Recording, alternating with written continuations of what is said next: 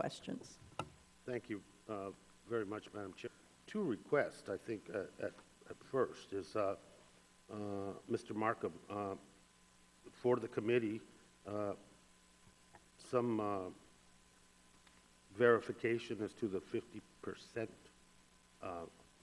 half the cost to ratepayers, and some verification to the 400,000 per customer figure that you mentioned in terms of burying the lines.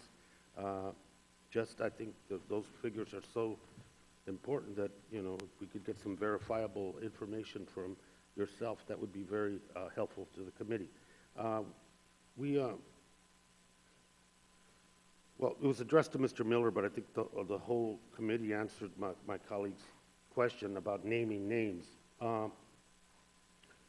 As you provide that to the committee, I think it would be important that we just don't besmirch an individual because of one particular incident or a personality conflict, we document what deliberate action that land manager or that agency took to prevent the delivery of reliable, accessible, and affordable power to those rural areas.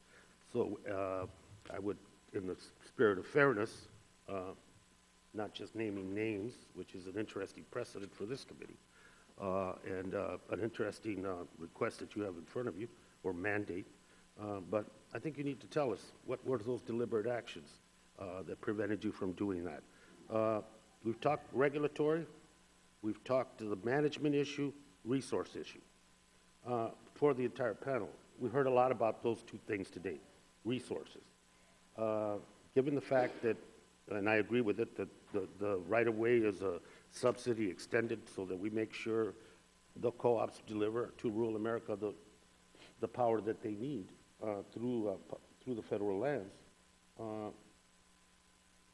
What's the impression about the delays, the lack of uniformity, different management prerogatives, the resource side of it, staffing, losses caused by shrinking budgets and appropriations, and a slower response time? Do you think there is a resource issue that this committee should deal with as well for the entire panel? Congressman, I think in today's world, every business is faced with doing more with less. And as a CEO of our company, we have continually tried to get more value out of our existing resources for our members. So it's not a resource question. I think in the cases that I've cited, the Bighorn case, Carbon, Wyrelek, I don't believe it's a lack of resources. So I believe it's a lack of will to accomplish what needs to be And done. a liability issue, which you want part of the legislation. Yes. That exempts you from any liability regardless. Correct. I did mention that as a potential way to shift the conversation and put more of the responsibility back on the agency, Congressman. Regardless of the resource base that they have. Yes. Interesting. Any other response? In our experience, there is some capacity limitations. When we're asked to engage with local managers, sometimes they do tell us we don't have the people right now to get back to you in either a survey or an analysis. So we often do have to wait until they are free up. Thank you. What we've done through cost share agreements is fund positions with the BLM and Forest Service, and that does help expedite the process because they will reach out to the people that need to be part of the approval process.